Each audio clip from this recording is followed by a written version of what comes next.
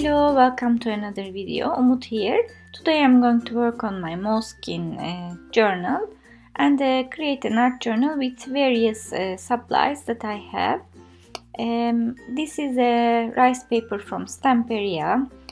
By far they have my favorite rice papers. I love using them. It's such a nice and easy way of creating a background to your journals or any other pieces. This has a vintage look and feel, so these are the colors that I'm going for. I'm just going to rip off the parts that I want to use, and I'm not going to cover it as it is, because I think it creates another dimension if you rip it off and use parts of it. And for it not to look like cut, I'm just using my hands to rip it off. I'll cover this side of the journal with this design, and I'll use another little piece for the other. I'm using my matte medium to stick these pieces.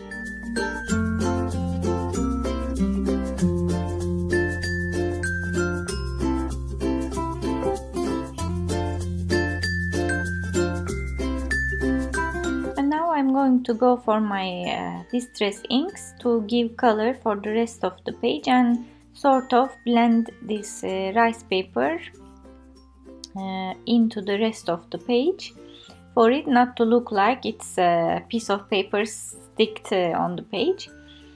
These are my sponges to use with my distress ink tool, and I went for antique linen as a base color because it's a light color, and then I will use other colors gradually. You will see the colors that I'm using on the screen while I'm using them, so no worries, and you will find all the supplies down below at the description area, as much as I can find them.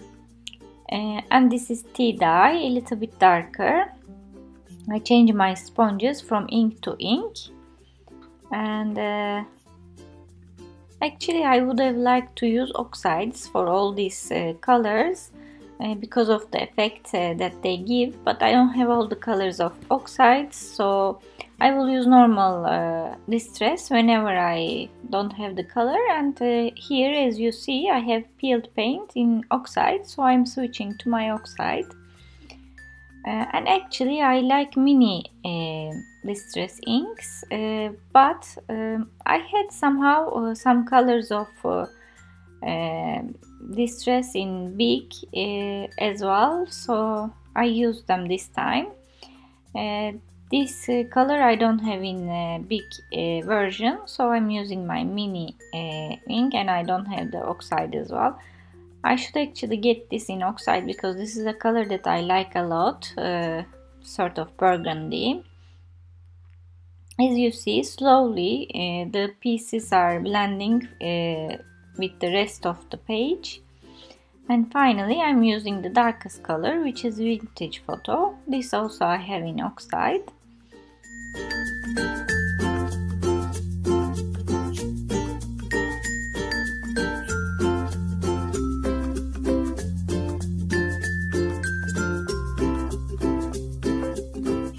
Now that I I started to see how it will come together.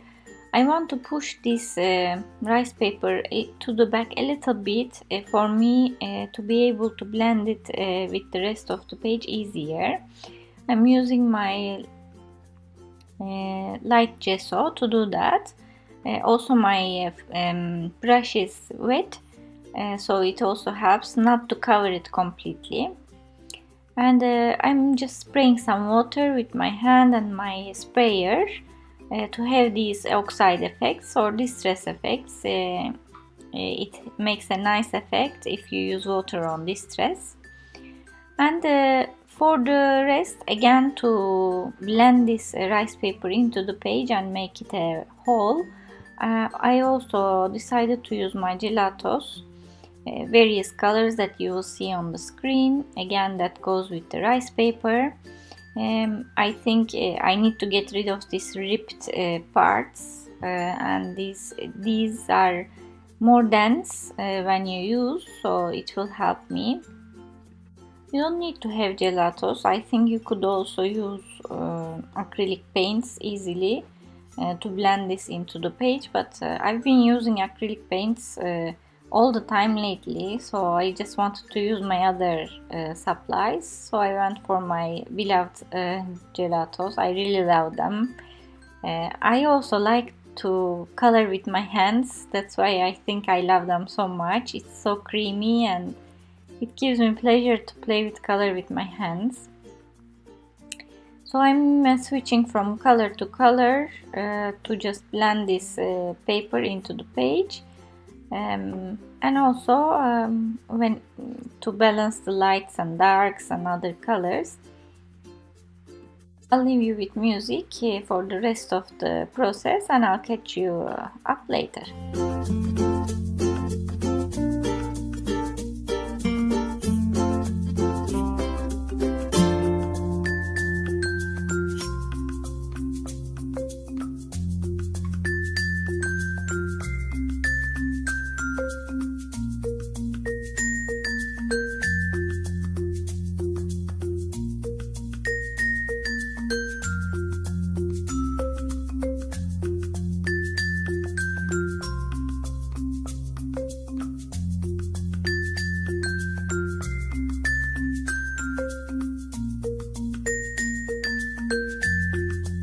Now that I'm satisfied with the background, I'll do some texture work.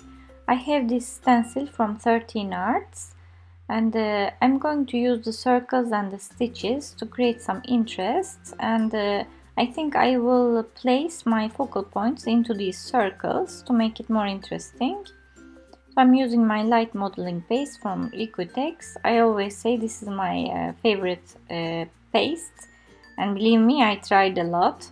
The only thing I didn't try is golden brand, so I cannot say anything about it, and it seems like a lot of people like it as well. I was tired for the day and I wanted to leave this to dry, so it's another day now, but doesn't matter.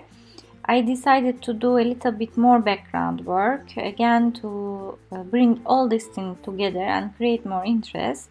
This is one of my favorite stencils from Prima. It has crackles on it, and it's just very delicate and very nicely done that I love it. If you see the effect now, I really like it more than a crackle paste. And I'm using one of the distress inks that I used on the background, aged mahogany, and I'm just going over it to create this nice effect, and I really love what I am seeing. And to give a little bit pop to the background and have something unexpected, I decided to have some baby blue as a color, and I'm going to use my Gelli plate. This is 6 by 6 to be able to use it easily on my pages. I chose this size. I'm using my Stamperia paint, light blue, and I'll just spread it over my Gelli plate and give this pop of color over my journal. You will see now. And I think a Gelli plate is very useful to have this effect.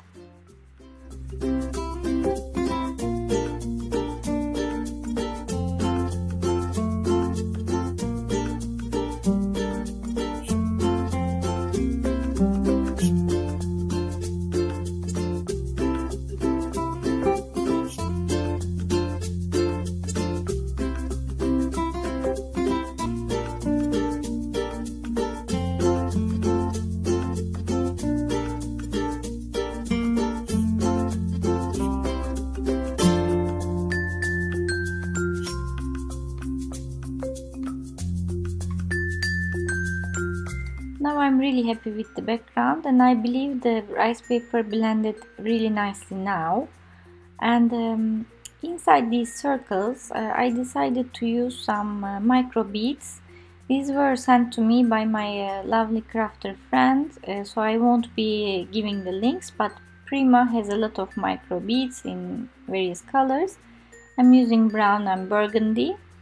and I'm placing some randomly inside the circles. I'm using my matte gel to stick these, and this gives a little bit texture and interest. And finally, as my focal points, I'm using my Tim Holtz, I think this is called Botanicals Ephemeras, and randomly I'm going to choose some items that goes with the colors. I didn't like the bird, so I'll go with butterflies only, and I'm going to stick these. Actually, I'm not in love with this ephemera, to be really honest, because it has these white edges around, and normally I would, and it doesn't look so natural like this, I would cut them out myself, but I thought if I have white splashes, this white won't look bad, and also I have white texture paste on the page, so this time I didn't cut them, but this is the reason I don't reach out to these ephemeras often. I wish they were made without these edges. After I sticked it, classic me, I thought of using this thin string as another interest and texture. So let's see, I will still attempt. I will use it like this and put it behind the butterflies. I didn't spend a lot of time, so they didn't stick yet very well, so I can still lift them up and put it back.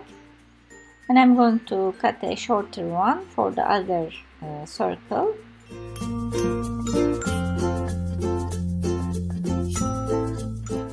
And now it's time for the sentiment, and again I'm using Tim Holtz ideology stickers.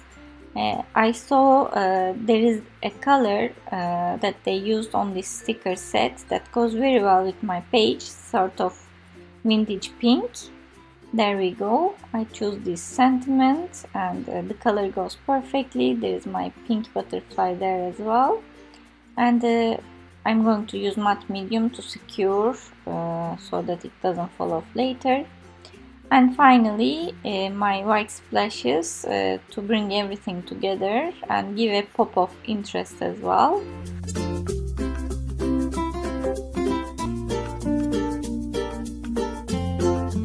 And this is the page finished. I'll show you quickly. I love the colors and the rice paper really, and the ephemeras sitting on top. I'm happy with the texture as well. I hope you enjoyed it too. If you did, please don't forget to give me thumbs up or subscribe to my channel if you haven't already.